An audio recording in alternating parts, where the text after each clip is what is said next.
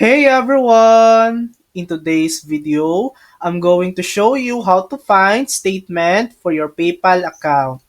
First, go to PayPal's website using your browser. Click the login button in the top right corner. Enter your username and password, then click login. Once you're on the home screen, find and click the settings icon in the top right corner. In the top menu, click on Statements and Taxes.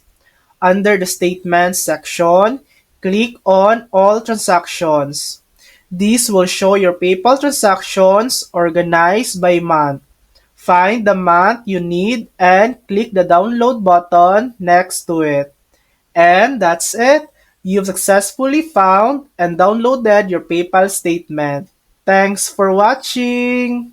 If this video helped you, please like and subscribe for more helpful tutorials.